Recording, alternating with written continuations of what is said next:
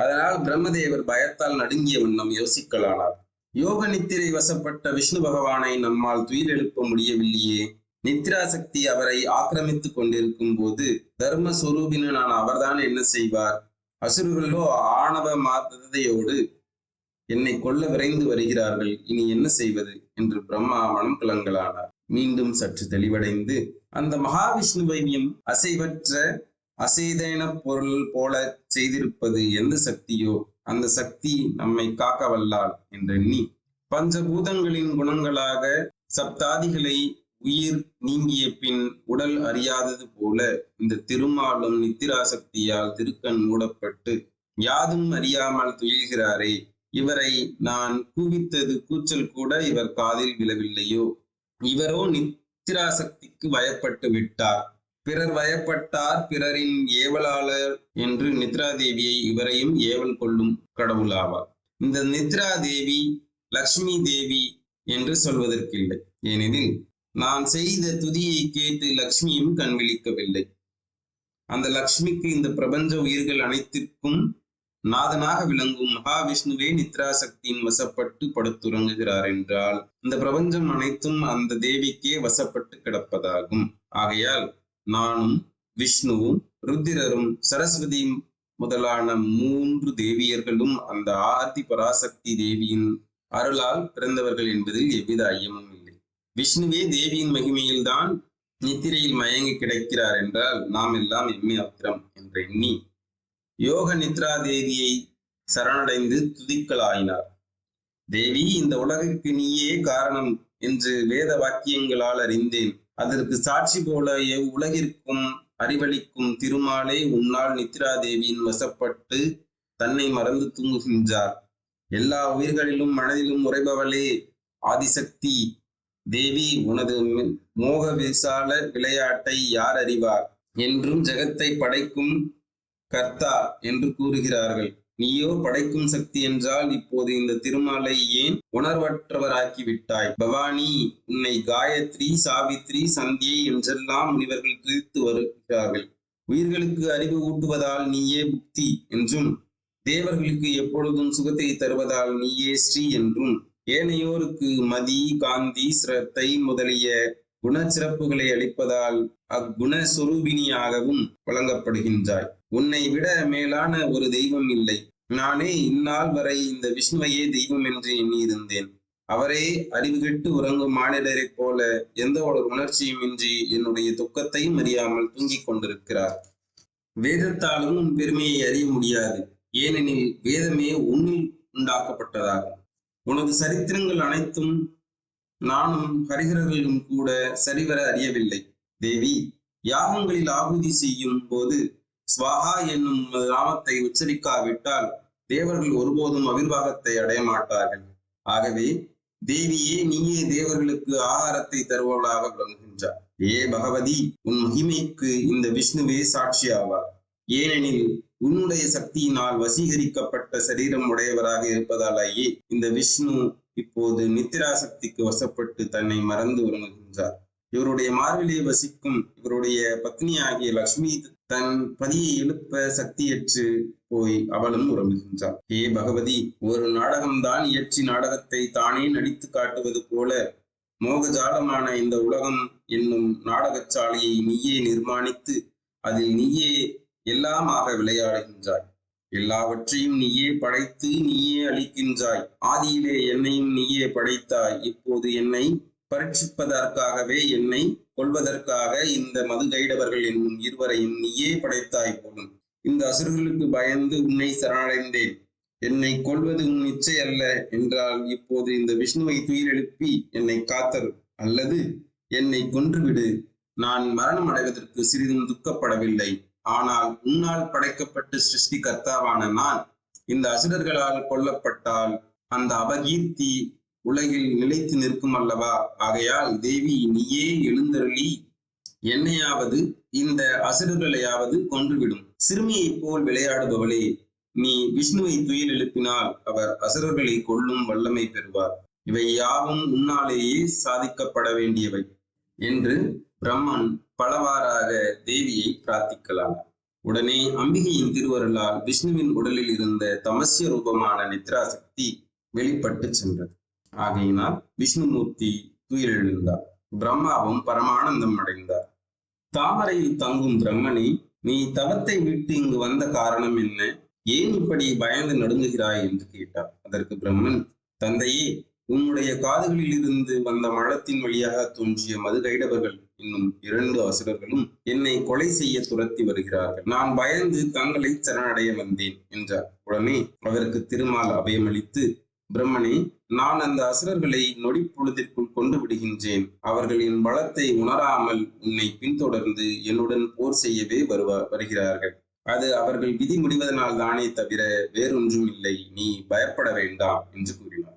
அப்பொழுதே மதுகைடவர்கள் என்னும் 2 அசுரர்களும் அங்கு வந்து, ஏ 4 தலை பிரம்மனே, எங்கே ஒளிந்து கொண்டாய் என்று கூவியவாறு சமுத்திர ஜலத்தில் எந்தவித ஆதாரமும் இன்றி நின்று பிரம்மனை நோக்கி, ஏ பலமில்லாதவனே, எங்களுடன் போர் புரிவதற்கு பயந்து இங்கே ஓடி வந்து இந்த தூங்கு மூஞ்சியுடன் சேர்ந்து கொண்டாயோ?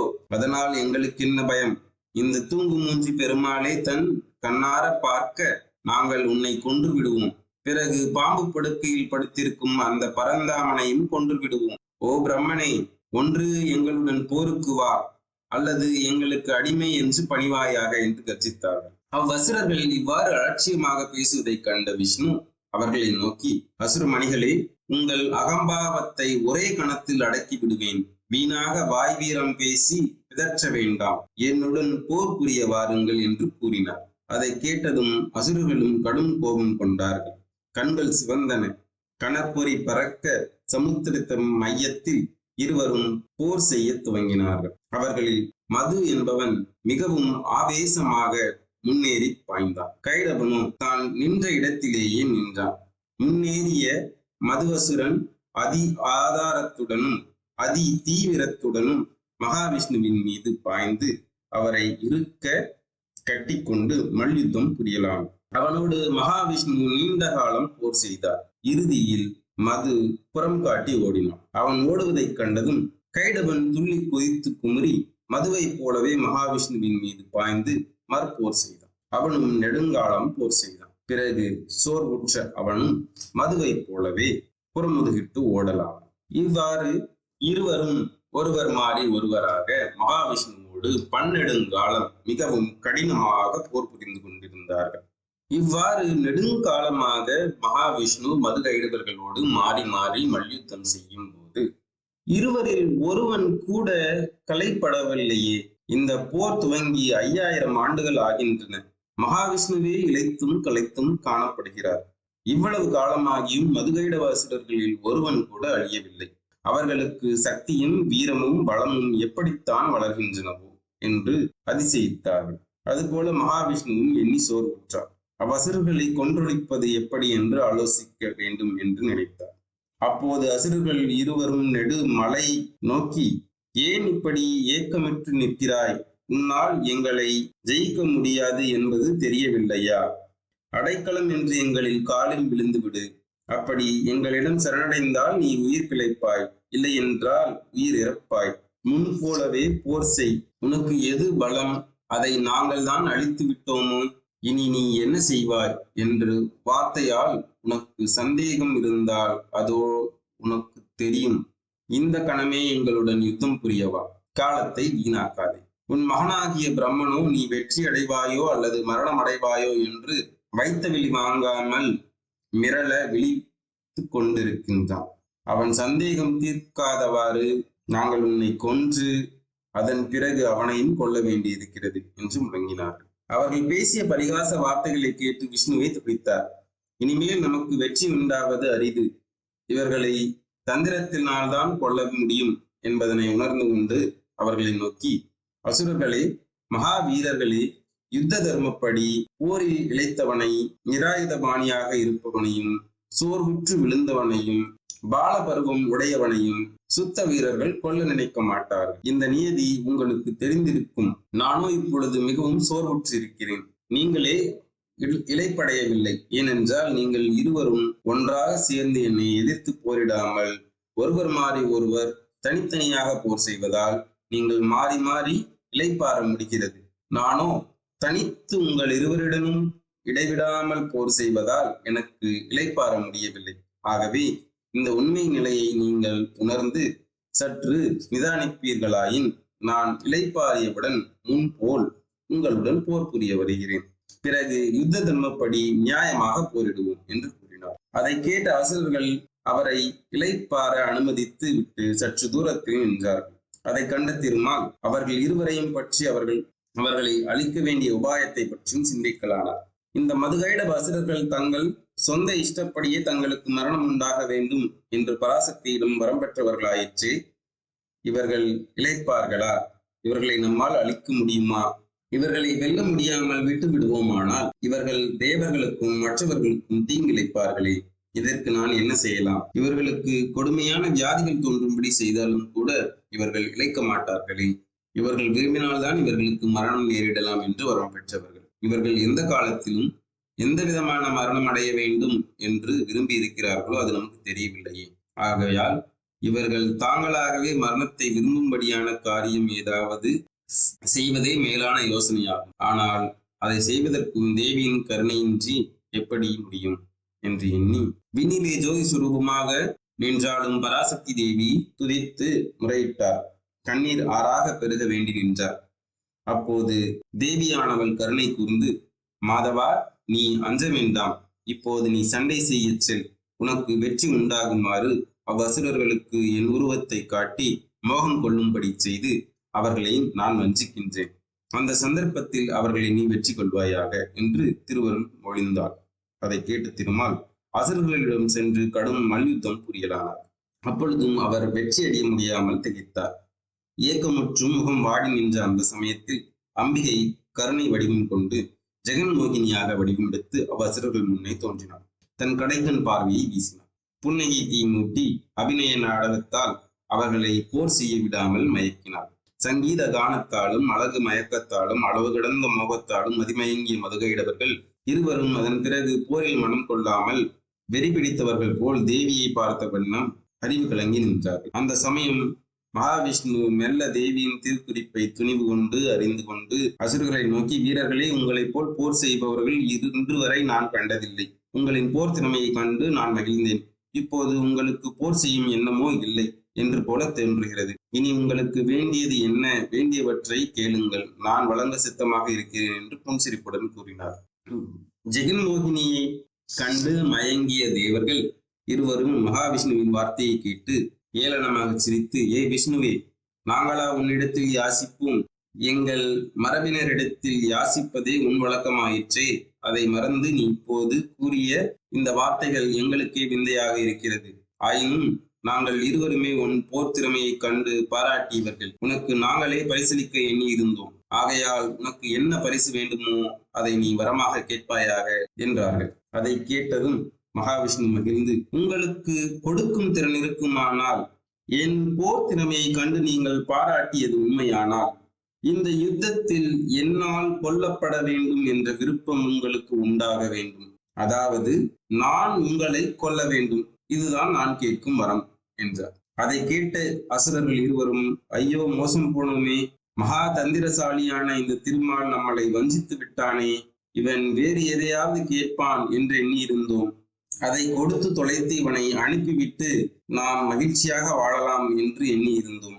அந்த எத்தன் திருமால் நம் உயிருக்கே உழை வைத்து விட்டானே, இனி என்ன செய்வது? கொடுத்த வாக்கை மீறக்கூடாது. அந்த வஞ்சகன் யாசித்த வரத்தின்படி அவனாலேயே இருந்து விடுவோம் என்று துணிந்து, மாயனே, முன்பு இந்த உலகம் எல்லாம் ஓர் நீர்மயமாக இருந்தது. அப்போது நாங்கள் விரும்பும் நேரத்தில் நீ ஓர் வரம் தர வேண்டும் என்று உன்னிடம் கேட்டிருக்கிறோம். அது உனக்கு நினைவிருக்கிறதா இல்லையா? ஆனால் இப்போது அந்த வரத்தை கேட்கின்றோம். அதாவது இந்த சமுத்திரம் முழுதும் ஒரே நீர்மயமாக உள்ளது. இந்த இடத்தில் எங்களை கொல்லாமல் ஜலமில்லாமலும் விசாலமாகவும் உள்ள ஓர் பிரதேசத்தில் உன் இஷ்டம் போல் கொன்று விடலாம். நாங்கள் வேண்டும் வரம் இதுதான். நீ சக்தியவானாயிருந்தால் இந்த வரத்தை கொடு என்று விண்ணப்பித்தார்கள். மகாவிஷ்ணு உடனே தம்முடைய சுதர்சனம் என்ற சக்கரத்தை தம்மிடம் வரும்படி சிந்தித்தார். அதுவும் அவர் கரத்தில் வந்திறங்கியது. அதன் பிறகு திருமால் அவ்விரு அசுரர்களையும் நோக்கி புன்னகை செய்த வண்ணம், மதுகைடர்களே, இப்போது உங்கள் விருப்பப்படியே ஜலமற்ற பிரதேசத்தில் கொண்டு விடுகிறேன் என்று கூறி விஸ்வரூபம் எடுத்து தமது அகன்ற துடைகளை அவர்களுக்கு காண்பித்து அவை பூமியாக தென்பட்டன. பிறகு அவர் அசுரர்களை நோக்கி, அசுரர்களே, இந்த பூமியை கண்டீர்களா? இங்கு நீர் இல்லை. நீரற்ற இந்த இடத்தில் உங்கள் தலைகளை வையுங்கள். நான் சத்தியவான் ஆயினேன். நீங்களும் வாக்கு தவறாது வாய்மையாளராகுங்கள் என்றார். அதை கேட்ட அசுரர்கள், இனிமேல் நாம் சத்தியம் தவறக்கூடாது, அது நீதியும் அல்ல.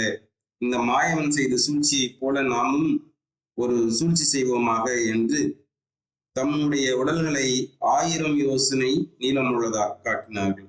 அதை கண்டதும் திருமால் தமது துடைகளை 2000 யோசனை அசைவுள்ளதாக அளவுள்ளதாக காட்டினார். அதை கண்டதும் அசுரர்கள் நாணமுற்று விஷ்ணுவின் துடைகளில் தங்களது தலைகளை வைத்தார்கள். மகாவிஷ்ணு தமது சக்கராயுதத்தால் அவர்களின் தலைகளை அறுத்தெறிந்தார். அவர்கள் சரீரத்தில் இருந்து வெளிப்பட்ட இறைச்சியும் சமுத்திரத்தில் பரவியது. அவை பரவிய இடமே பூமி ஆயிற்று. எனவே மதுகைடப அசுரர்களின் மேனி ஆகியதால் இந்த பூமிக்கு மேதினி என்று பெயர் உண்டாயிற்று. அசுரர்களின் இறைச்சி ஆனதால் உணவு உண்ணுவதற்கு உதவலாயிற்று. முனிவர்களே, மதுகைடபர்கள் என்ற 2 அசுரர்களும் மகாவிஷ்ணுவின் சாமர்த்தியத்தால் அல்லது வலிமையினாலோ வடிந்தவர்கள் அல்ல. அவர்கள் தேவியின் திருவருளால் வடிக்கப்பட்டார்கள். இவ்வாறாக மதுகைடபர்களின் சம்ஹாரம் என்பது நிறைவுற்றது. இப்பகுதியில் வல்லவனுக்கும் வல்லவன் உண்டு, வல்லவனையும் தந்திரத்தால் வெல்ல இயலும் என்பதனை தேவியின் திருவருளால் உணர ஓர் வாய்ப்பளித்திருக்கிறது இப்பிரபஞ்சம். அனைவருக்கும் நன்றி.